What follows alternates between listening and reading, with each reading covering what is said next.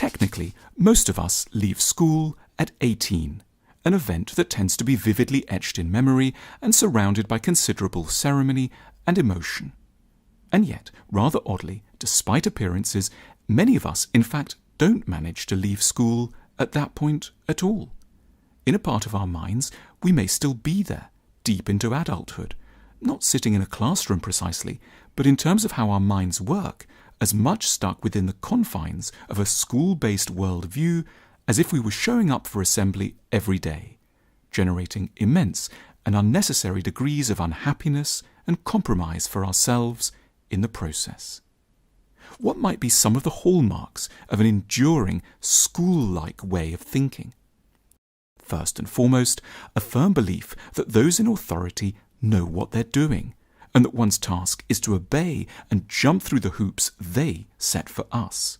A desire to please teachers and gain prizes, cups, and ribbons.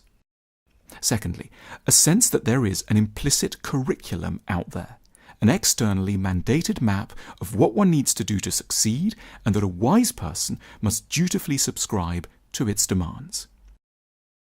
Thirdly, a feeling that work should, when it's going well, feel substantially dull and somewhat pointless.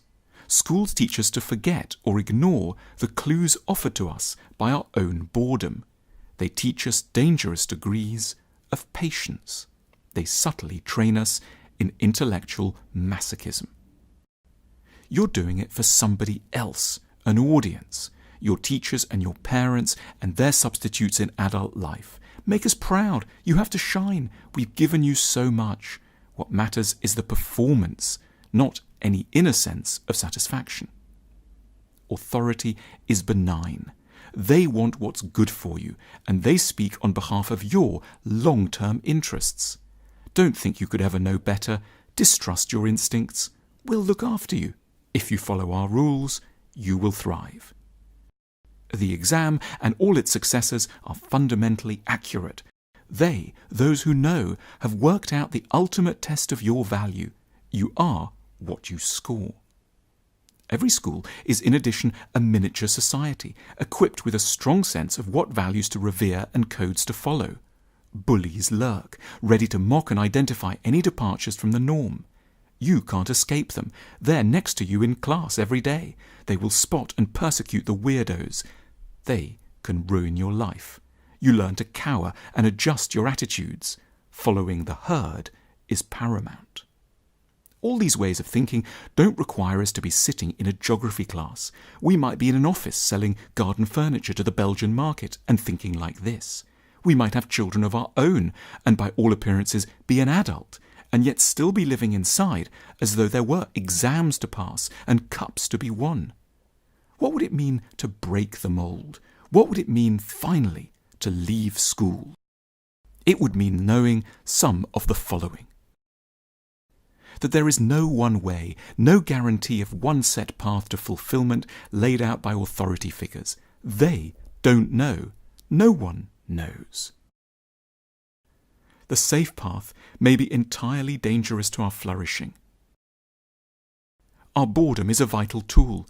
It's telling us what's slowly killing us and reminding us that time is monstrously short. Authority is not, by definition, benign. The teachers and their substitutes have no real plan for you, except insofar as it suits their own advancement. It looks like they want your supreme good, but in reality they want you to play their game for their own benefit.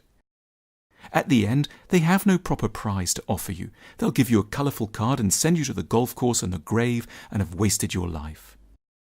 It doesn't matter what the bullies think. No one is normal. You can dare to make enemies. Indeed, you must do so as the price to pay for having developed a character and found something truly to believe in. We shouldn't be tough on ourselves for lingering so long. School is an immensely impressive system. We start there when we're not much bigger than a chair. For more than a decade, it's all we know. It is the outside world. And that's what those who love us most tell us that we should respect. It speaks with immense authority, not just about itself, but about life in general. It's sold to us as a preparation for the whole of existence. But of course, the main thing it does is to prepare us for yet more school. It is an education in how to thrive within its own peculiar rules, with only a tenuous connection to the world beyond. Knowing all this, we might do a very strange-sounding thing. Finally, work up the courage to leave our inner school, be it at 28, 35 or 62, and then enter the wider, boundless world we've been in flight from for too long. At the School of Life, we believe that confidence is a skill we can all learn. Our confidence prompt cards are designed to help us master this essential skill. Click now to learn more.